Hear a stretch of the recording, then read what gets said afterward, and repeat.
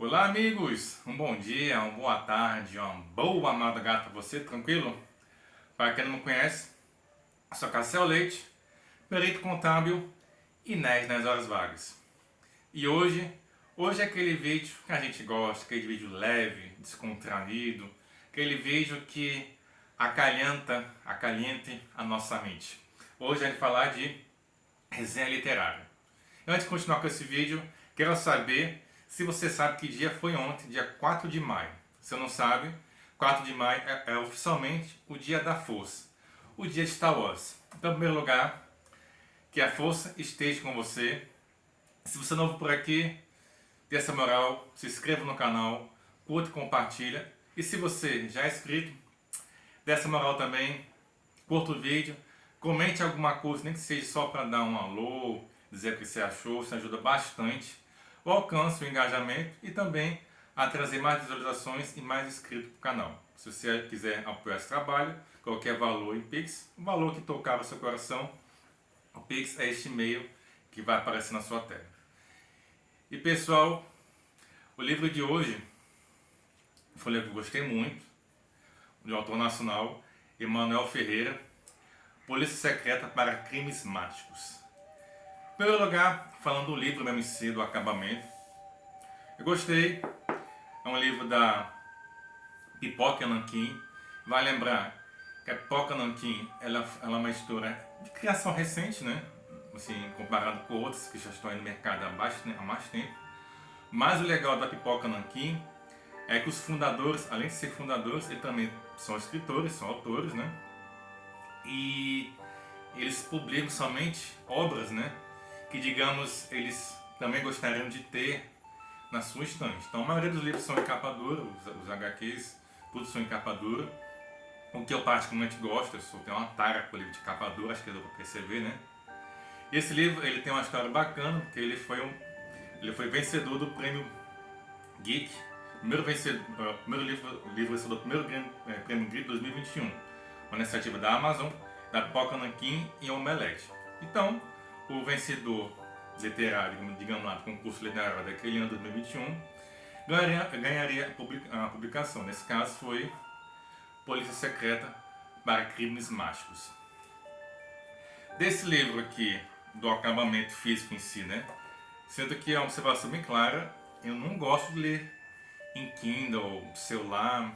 Kindle, por exemplo, eu nunca me interessei em comprar. Se fosse uma situação assim, que eu ganhasse de um patrocinador, de uma escritora, para mim fazer a avaliação, um livro, aí tudo bem, mas eu mesmo comprar não. Eu gosto do livro físico para colocar na minha estante. Digamos assim, o ponto negativo desse livro, em comparação a outras obras, que ele poderia ter vindo, né, com aquele marcador de cetim ou um marca-página do livro mesmo em si, né? Como outras obras que eu já mostrei aqui, normalmente elas vieram, né? Foi uma coisa que eu senti falta, não algo que abone a qualidade do livro, pelo contrário, as páginas em papel tom amarelado, que é o padrão hoje em dia, que isso é bem importante e cansa menos sua vista ao você ler. Gostaria também de sentir falta de algumas ilustrações, sabe? Acho que nesse livro aqui caberia bastante uma boa ilustração. Como ocorre às vezes algumas obras, em cada capítulo, por iniciar o capítulo, você tem a ilustração daquele capítulo. Foi uma coisa que eu senti falta também. Fora isso, a diagramação, quem diz, né?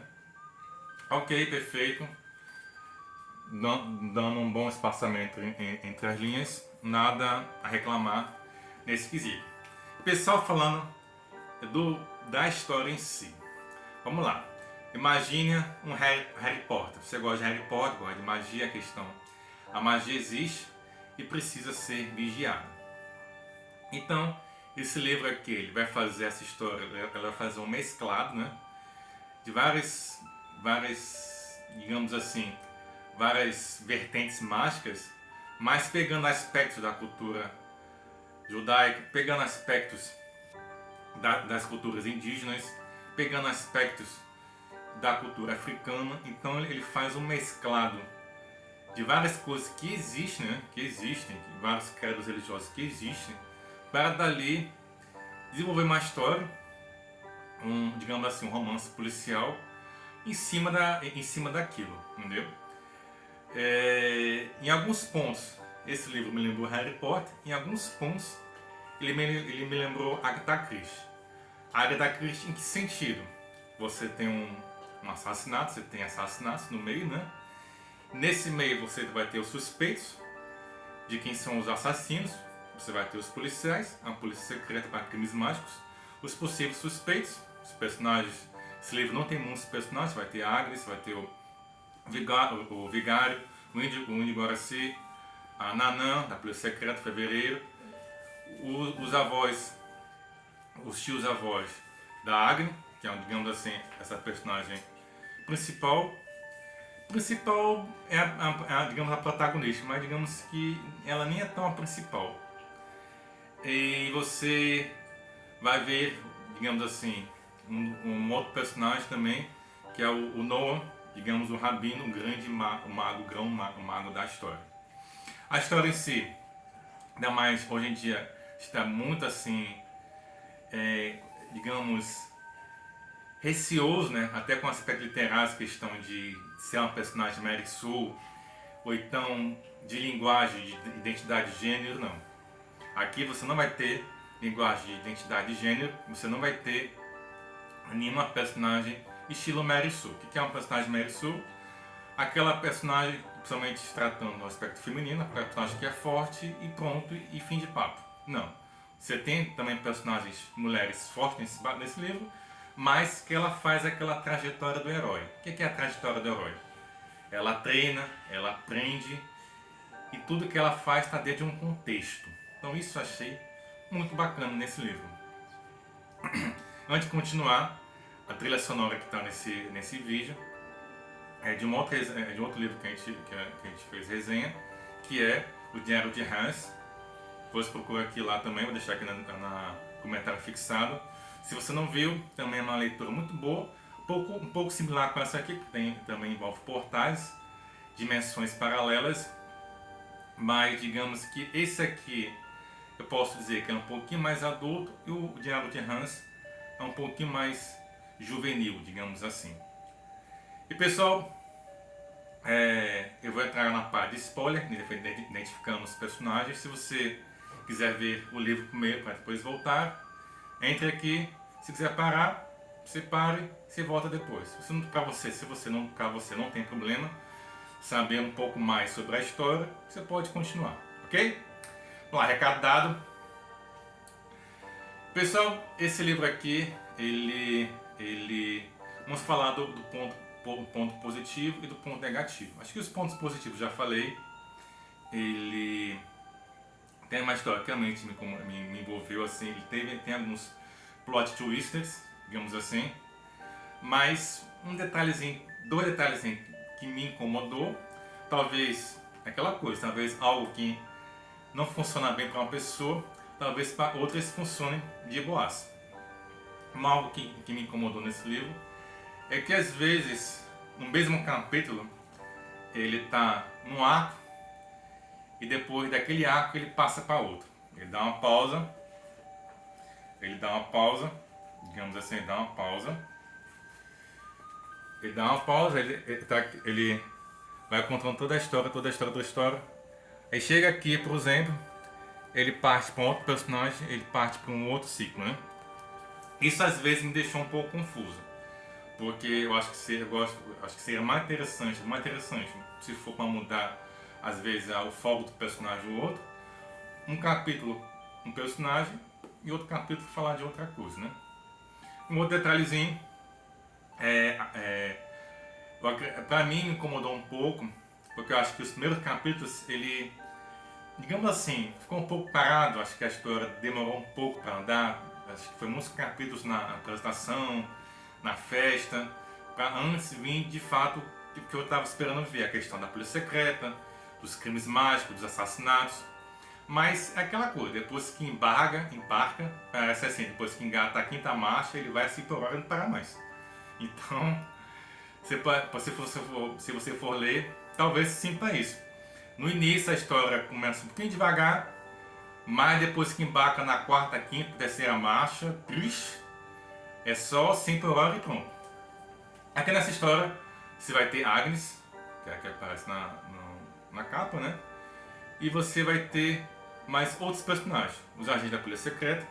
Você vai ter os dois tios avós dela, o tio Marcílio, o tio avô Marcílio, o tio avô Lucindo. Você vai ter, que é o que aparece aqui na própria sinopse, né? Você vai ter o Índio Guaraci e o Vigário.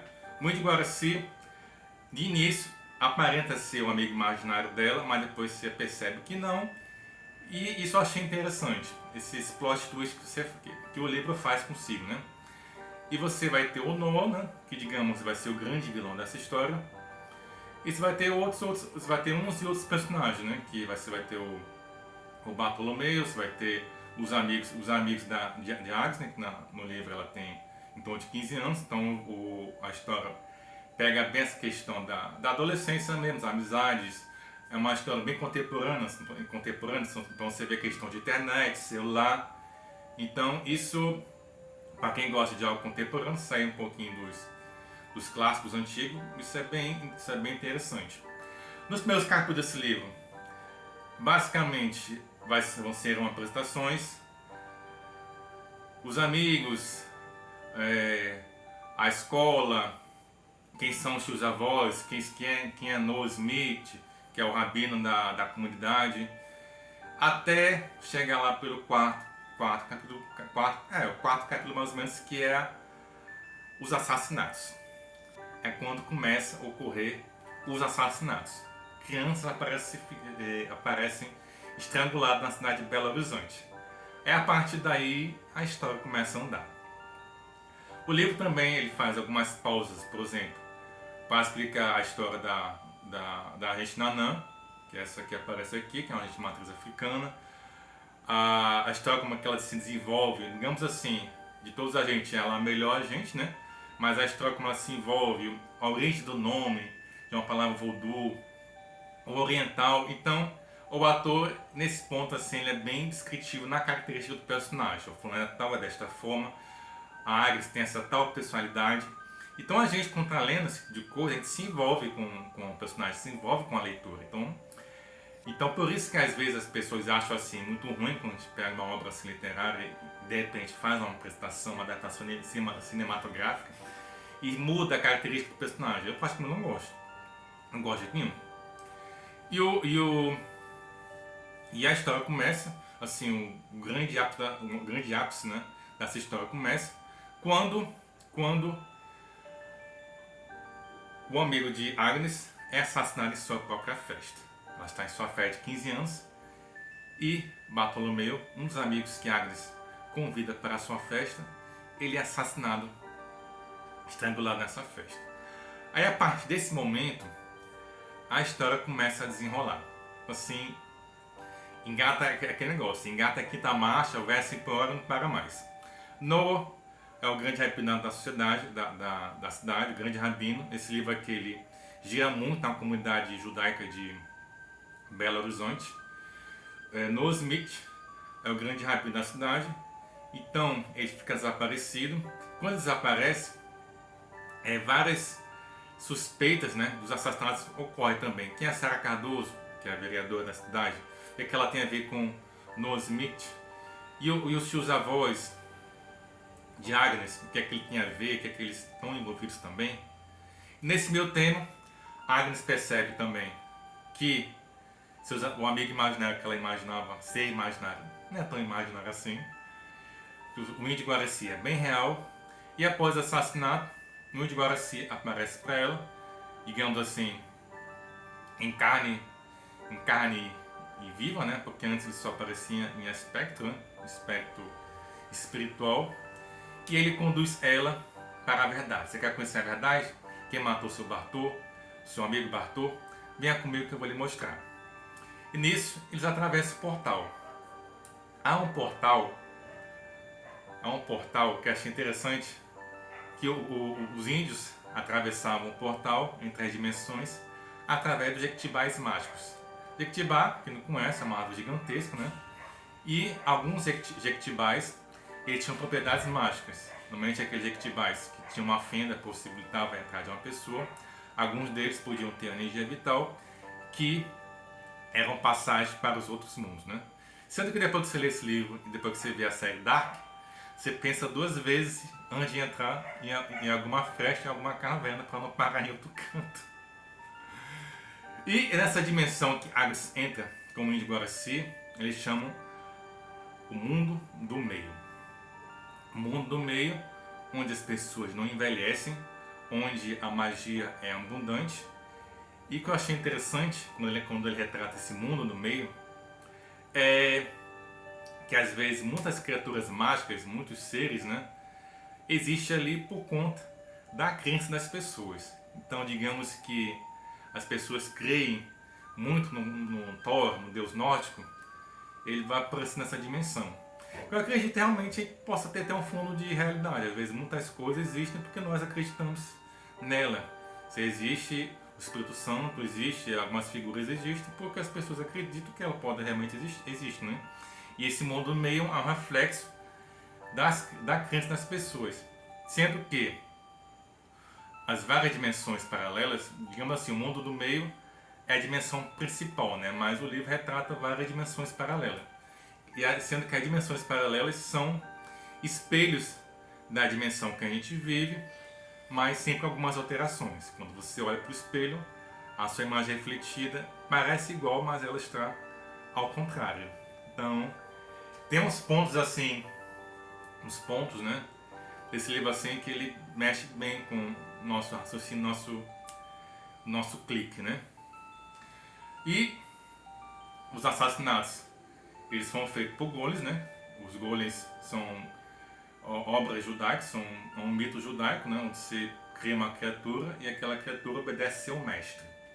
Nosmik é o grande vilão dessa história. Agora, uma coisa que me incomodou, que eles contam a história também de como é que surge a Polícia Secreta contra Crimes Mágicos, que é realmente real.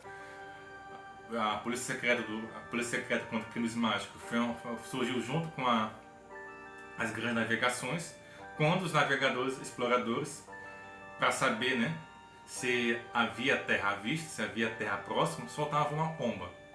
Soltavam um pombo, né? E se esse pombo retornasse logo para o barco, é porque a terra estava muito distante ainda.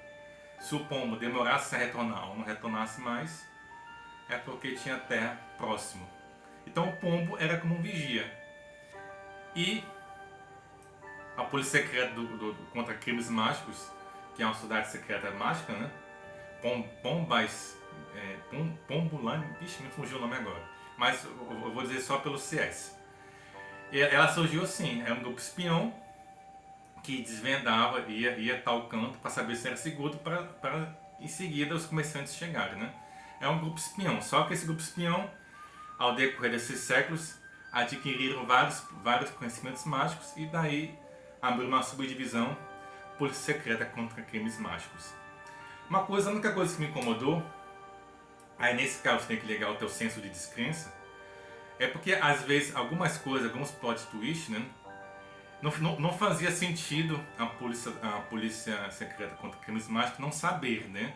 Por exemplo, tem um lance lá, quando o Vigário e o Guaraci está em sua forma astral, né?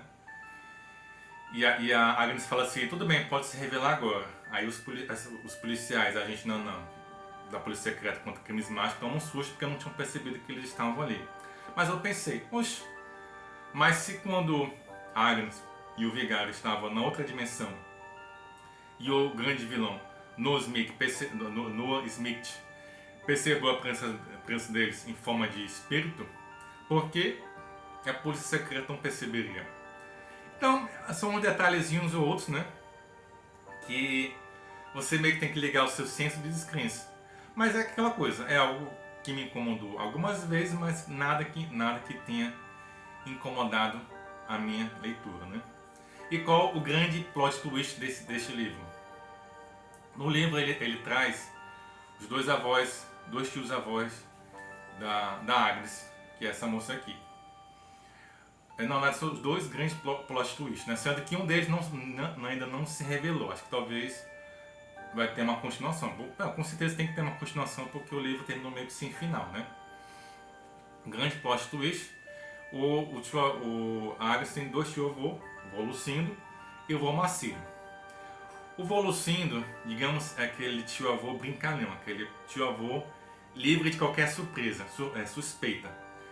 E o vô Marcílio é aquele avô mais carrancudo, aquele avô mais fechado. E quando começaram a ver os assassinatos das crianças, né, que os assassinatos nitidamente faziam parte de um ritual cabalístico, eu, em primeiro lugar, suspeitei do vô Marcílio, que é aquele vô mais fechado, aquele vô caladão, aquele vô que realmente você suspeitaria de ser um psicopata. Mas o grande plot twist é que você percebe que aquele vô, aquele tio-avô, o mais carismático, o mais livre de qualquer suspeita, digamos assim, era o grande responsável pelos assassinatos das crianças. Ele estava trabalhando pelo grande vilão Nosmik. Então esse olho assim. E qual assim o desfecho, assim? Como que desfecho? Qual o objetivo, o grande objetivo que o grande vilão tem nessa história? Ele tem, na verdade, a intenção, aí já está aquela parte meio Harry Potter, né? De revelar a magia ao mundo. Ele tem a intenção de deixar de se expor, que as outras pessoas comuns, assim, saibam que a magia é real. E também ele quer que as pessoas saibam que a magia é real e também se tornar o mestre desse novo mundo. Ele quer se tornar um ditador mágico. Isso porque em suas viagens entre as dimensões, entre o mundo, ele visitou uma dimensão paralela, se ele fala abaixo de dimensão paralela, onde, digamos, ao invés de ser uma dimensão que ocorre no nosso mesmo tempo presente, é uma dimensão que está há 20 anos no futuro. E há 20 anos no futuro, digamos que ele é o grande ditador mágico, né? E os judeus dominam o mundo, né? O interessante é que esse livro também ele pega bem essa questão de como o fanatismo e como o fanatismo religioso pode contaminar as pessoas, né? Como um psicopata não responde pela maioria, digamos assim. O livro, digamos, ele termina sem um final, sem uma conclusão, porque um dos planos do vilão Nosmik, né, junto com o seu comparsa, o tio-avô Lucindo, tá lembrado? Tio-avô Lucindo, eles acabam se cumprindo, que é o quê? É que dois golems, digamos, acabassem brigando na rua, em praça pública, e que as pessoas vissem e tomassem consciência, naquele burburinho, que existem criaturas mágicas. Existem criaturas mágicas. Lembra lá da Harry Potter, quando as pessoas tomam conhecimento que a mágica real e ele tem que jogar a chuva do esquecimento para as pessoas esquecerem? Quase isso, só que aqui não tem a chuva do esquecimento, digamos assim. Então o livro acaba sem a conclusão, acredito que deva ter uma sequência, tá bom? E se tiver, Manuel Ferreira, com toda certeza eu vou querer continuar a história para saber a conclusão. Esse foi Polícia Secreta para Crimes Mágicos. Você já leu Polícia Secreta para Crimes Mágicos? O que é que você achou? Achou interessante? Vai ler? Deixe aqui nos comentários. Não se esqueça de se inscrever no canal. Muito obrigado a você que assistiu o vídeo até aqui. Comente alguma coisa, curta, compartilha. Se você quiser apoiar este canal com algum valor, uma vez que ele ainda não é monetizado, o Pix é esse que aparece na sua tela. Se você não quiser, não tem problema. Só é você deixar os comentários, curtir e compartilhar, já é de uma ótima ajuda.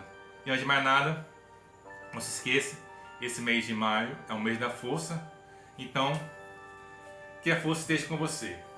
Vamos diminuir o nosso tempo de televisão, nosso tempo de celular, e vamos passar mais tempo lendo o livro, enriquecendo nossa mente, porque mente culpada não pensa besteira, não pensa desgraça. Certo, pessoal? Esse foi o vídeo de hoje, esse foi o recado de hoje. Até o próximo vídeo. Muito obrigado pelo seu apoio e até mais.